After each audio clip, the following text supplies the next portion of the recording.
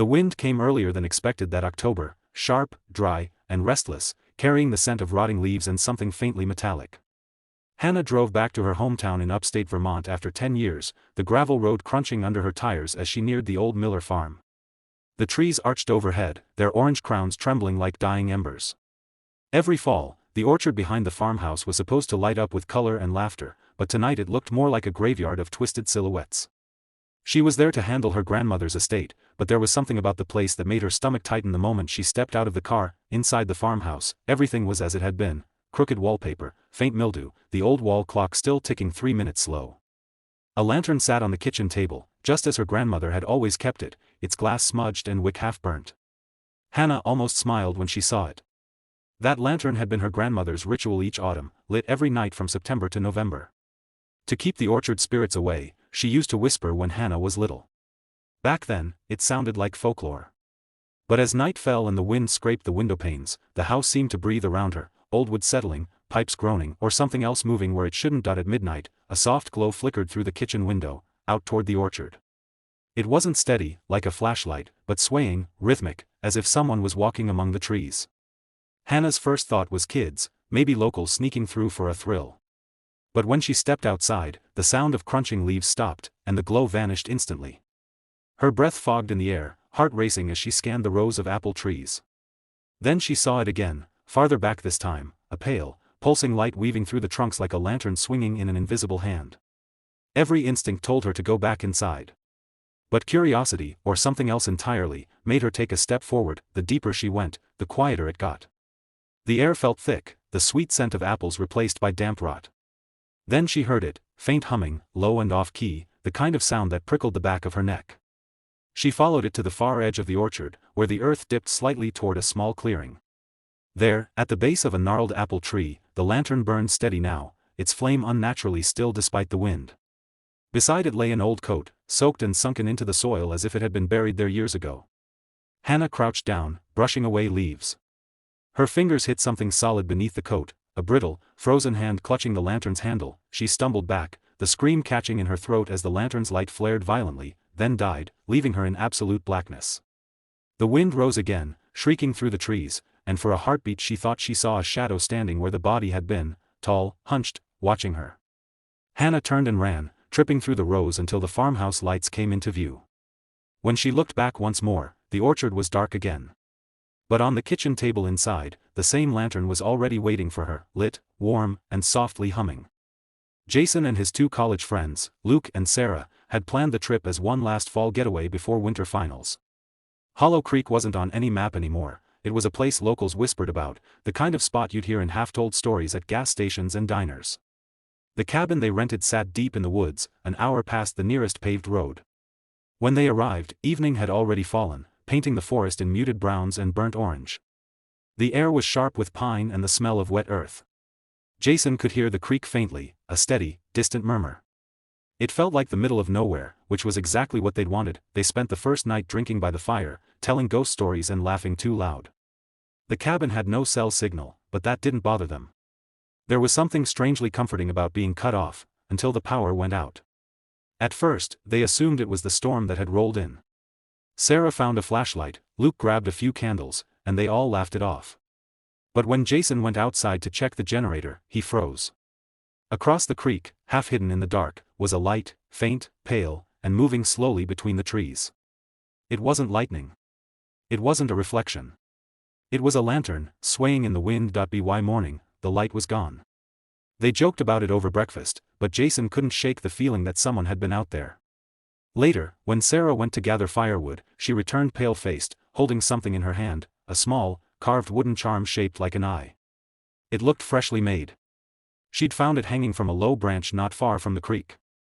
Luke dismissed it as some backwoods craft project, but Jason noticed something else. The same eye was carved into the cabin's doorframe, weathered and almost invisible beneath the peeling paint. That night, as rain hammered the roof, Jason woke to the sound of dripping water, but when he checked, the leak wasn't from the ceiling. It was coming from inside the closet. He opened the door and the smell hit first, earthy, damp, metallic. A small puddle had formed beneath the floorboards, and above it hung 3 more wooden charms, all shaped like eyes, spinning gently on lengths of twine. His flashlight flickered once, twice, and then the faint lantern light reappeared through the window, closer now, casting shifting shadows across the walls. Jason shook Luke awake, but when they looked outside together, there was nothing there, only the sound of water gurgling through the creek, louder now, almost like whispering voices beneath the current. Then Sarah screamed. They found her by the back door, trembling, pointing toward the creek. In the rain, something was floating there, dozens of those wooden charms, drifting downstream, glowing faintly as if catching invisible light. Jason ran to the bank, but the water was too high to see clearly. When he turned back, the cabin lights flickered on by themselves. And in the window, reflected perfectly between lightning flashes, stood 3 figures holding lanterns, one behind each of them. The town of Claremont Falls had a story it never liked to tell, about the man who watched the bridge. Locals said he appeared only in the fall, when fog blanketed the river and the leaves turned brittle as bone. Avery, a photographer from Boston, didn't believe a word of it. She'd come to shoot the autumn foliage for a magazine spread, drawn by rumors of the bridge's haunting beauty. The old wooden crossing stretched over a deep gorge, its boards dark with rain and age. The first morning she arrived, mist hung so thick over the water it looked like smoke. She lifted her camera and took a single shot before she realized there was already someone standing in the middle of the bridge. He was tall, wearing a long coat that looked soaked through, head slightly tilted as though listening to the river. Avery lowered her camera and waved, but the figure didn't move.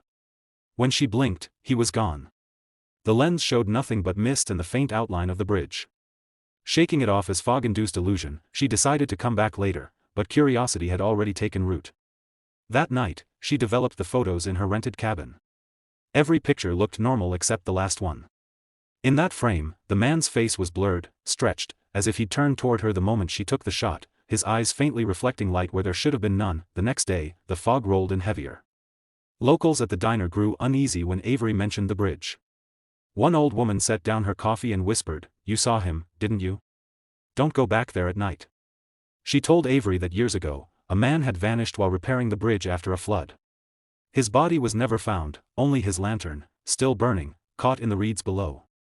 Since then, anyone who crossed the bridge alone in the fall would sometimes see him, still waiting, still listening to the river that took him.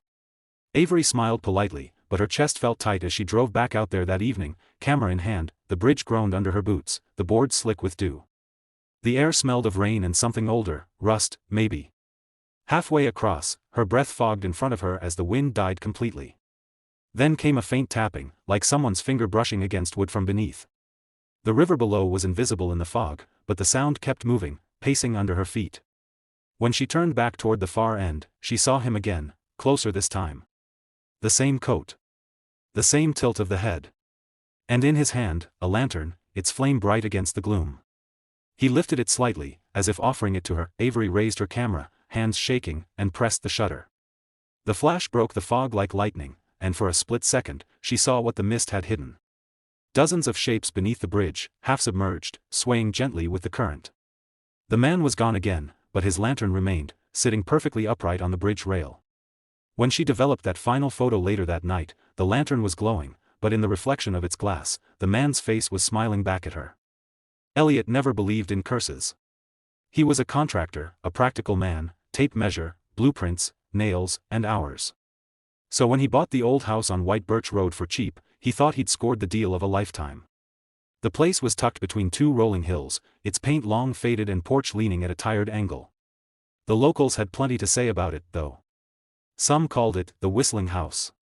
They said that in autumn, when the wind came down from the ridges, the house would sing, not like wood creaking, but like a person, soft and tuneless, whistling through the hallways. Elliot laughed it off. Old houses made sounds. That's what old wood did. The first few days were uneventful.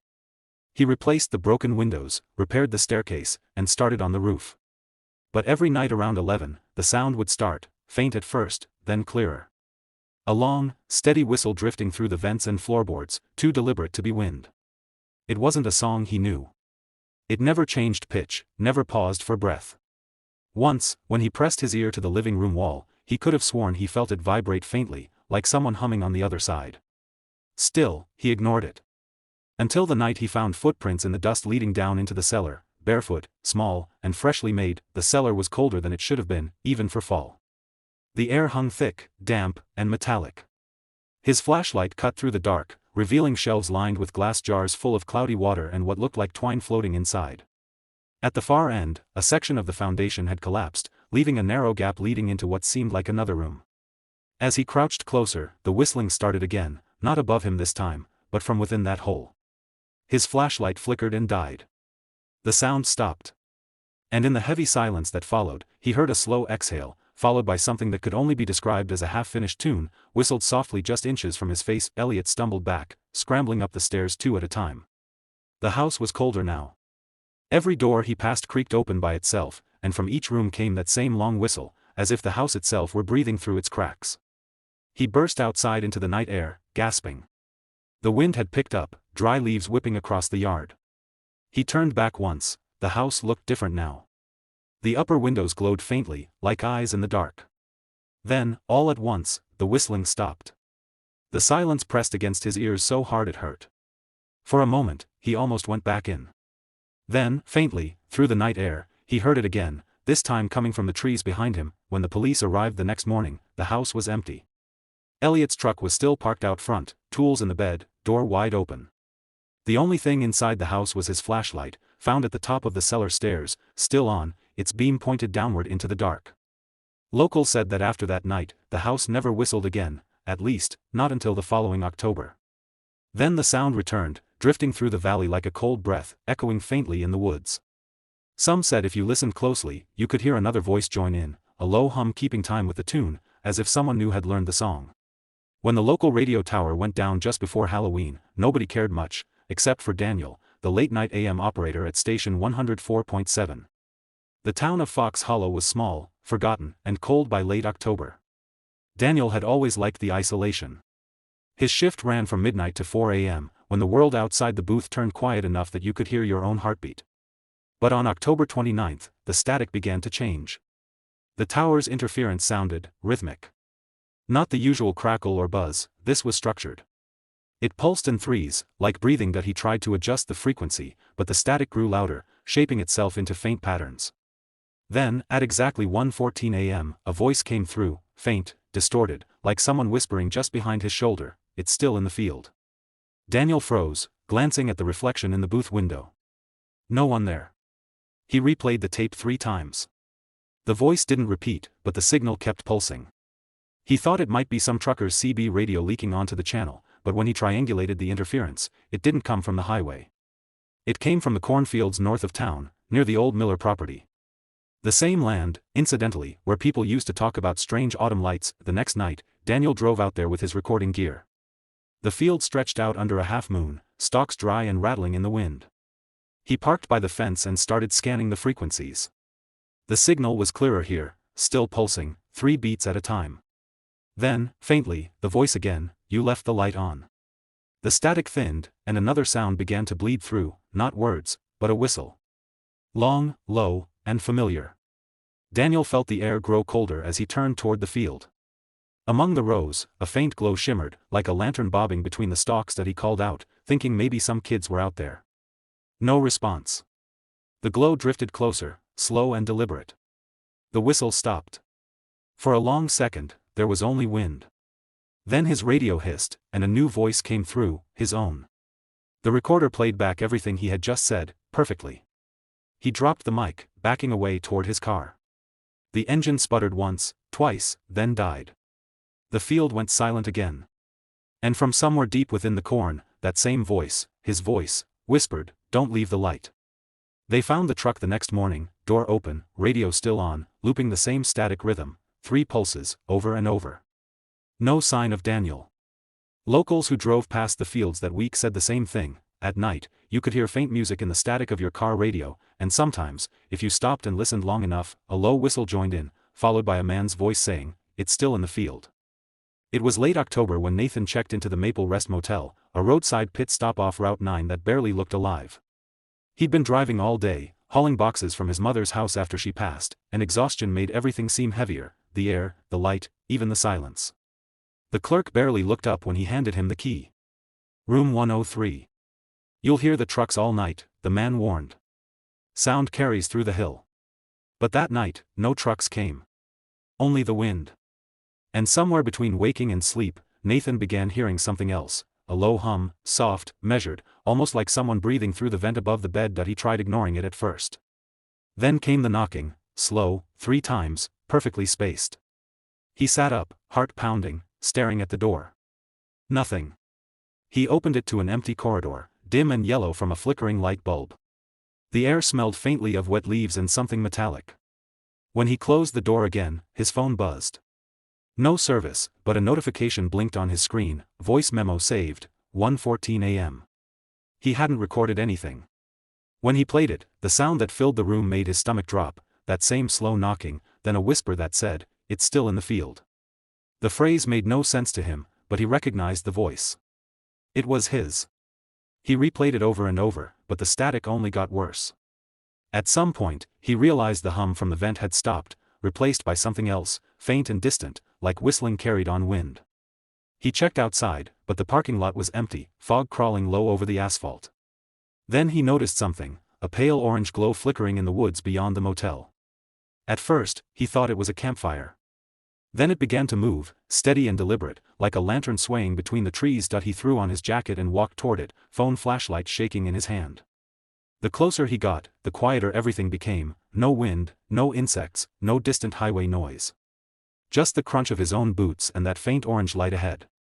When he reached the tree line, he stopped.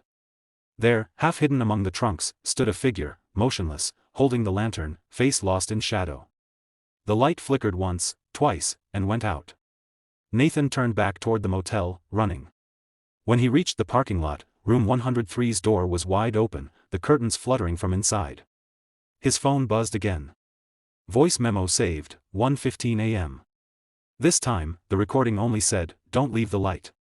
By morning, the clerk found room 103 empty, the bed untouched. Nathan's car was still there, door open, keys in the ignition. The phone lay on the nightstand, its screen cracked but still glowing. In the recorder app were dozens of new files, each one named by the minute, each one filled with soft, rhythmic knocking, followed by faint whistling and a man's voice repeating, "It's still in the field." Miles worked nights at the county records office, a quiet job, perfect for someone who liked silence. The old brick building dated back to the 1800s, and in the fall, the air inside always smelled faintly of paper, dust, and rain. His task was simple: digitize old police and property files before they decayed. One evening, just after midnight, he found a box with no label, tucked behind the broken microfilm reader. Inside were newspaper clippings and cassette tapes, each marked only with a date and a place. Miller Orchard, Hollow Creek, Claremont Falls, White Birch Road, Fox Hollow, Maple Rest Motel. All the towns were nearby. All the stories, familiar. He played the first tape. Static. Then a voice, weak and fading, "You left the light on." Another, "It's still in the field." He frowned. These weren't police interviews. They sounded like radio recordings, layered with faint background noise, wind, running water, distant whistling. When he compared the dates, a pattern appeared: each incident occurred in late October, each one within a 50-mile radius. As he worked through the night, Miles noticed the lights flickering overhead, rhythmic, almost pulsing. 3 beats. Pause. 3 beats. The same pattern found in the radio logs from Fox Hollow. He looked around the office. The windows had fogged from the inside, his reflection faint in the glass. But as he leaned closer, another reflection appeared beside him, tall, indistinct, standing just behind his shoulder. He turned sharply. Nothing there. The air felt colder, heavier, as if the room itself had drawn a breath. Then he noticed a trail of wet footprints leading from the archives door down the hall, barefoot, small, the same shape described in one of the old reports. He followed them, heart hammering. They stopped at the emergency exit. Beyond the door's small window, something glowed, a pale, orange light swaying gently in the parking lot mist. He stepped outside. The building loomed behind him, dark now, every window blank. The glow was moving toward the tree line, slow and rhythmic, like a lantern. As he followed, his phone buzzed once, a notification, voice memo saved, 1:14 a.m. He didn't stop walking until he reached the edge of the field behind the records office, the same field marked on several of the case maps. The light hovered there, low to the ground, flickering softly. Then came the voice, clear this time, whispering through the air like a memory, "Don't leave the light." The lantern went out. When the morning crew arrived, Miles was gone. His computer screen showed an open audio file looping endlessly, faint static, 3 pulses, and his own voice whispering, "It's still in the field." The final camera footage captured him walking through the hallway at 1:13 a.m., turning toward the exit. Behind him, just before the recording cut, a second shadow followed, stretching impossibly long across the walls, as if someone taller, unseen, was walking beside him. By the first week of November, the fog never lifted from Fox Hollow. It hung low, heavy, and constant, as if the air itself had grown tired. The sheriff's department had stopped searching for the missing, Daniel from the radio station, Nathan from the motel, even the records clerk, Miles. They were just names now, added to a growing list that stretched back decades. But one person refused to let it go, Claire, a freelance journalist from Boston who'd been following the cases since she heard the strange broadcast that aired for less than a minute on AM 104.7. The message was faint, nearly buried in static, but she caught it, a man's voice saying, "Don't leave the light." She traced every lead, the orchard, the bridge, the cabin, the whistling house. Each location lay within 50 miles of a single patch of farmland, long abandoned, known locally as the Miller Field. Locals said no one went near it after dark. Claire didn't believe in curses, but the patterns were too precise to ignore. On her final night in town, she parked by the road and stepped out into the mist. The moon hung like a pale coin behind the clouds. The field stretched out before her, black soil, broken cornstalks, and silence so complete she could hear her own heartbeat. Then, faintly, from somewhere deep within the rows, came the sound of a whistle. She followed it, recorder in hand, her breath fogging the air. The ground was soft, damp, leaving shallow prints behind her. Every few seconds, she caught a flicker of orange between the stalks, a light bobbing low, steady and slow. The whistle stopped, replaced by a distant hum, the same 3-beat rhythm heard on Daniel's radio. Then her recorder hissed to life on its own. A voice came through, "You shouldn't have come." Her flashlight flickered, and for a heartbeat, she saw them, faint figures among the rows. Dozens. Men and women, standing still, faces pale, eyes empty, each holding a lantern that glowed softly against the fog. Claire stumbled backward, breath shallow. The ground shifted beneath her, a hollow space where the earth had sunk. She looked down and saw wood beneath the dirt, old and rotted, like the top of a buried roof. A faint wind rose, and the lanterns flared in unison, their flames bending toward her. Then the whistling began again, low and sad, like a lullaby. One of the figures stepped forward, lantern lifted. The light illuminated his face, hollow eyes, familiar features. It was Miles, the records clerk. His mouth moved slowly, forming words she couldn't hear, but the recorder in her hand whispered them for him. "It's still in the field." The lights went out all at once. Silence. When the sheriff returned the next morning, he found Claire's car parked by the roadside, the door ajar, headlights still on. The field was undisturbed except for one thing, a single lantern resting in the center of the soil, its wick smoldering, though there were no footprints leading to it. That night, the fog spread across the valley again. Radios flickered with static. And through the signal, faint but steady, a voice began to hum, followed by the sound of soft whistling and the phrase repeated in dozens of overlapping tones, "Don't leave the light, it's still in the field."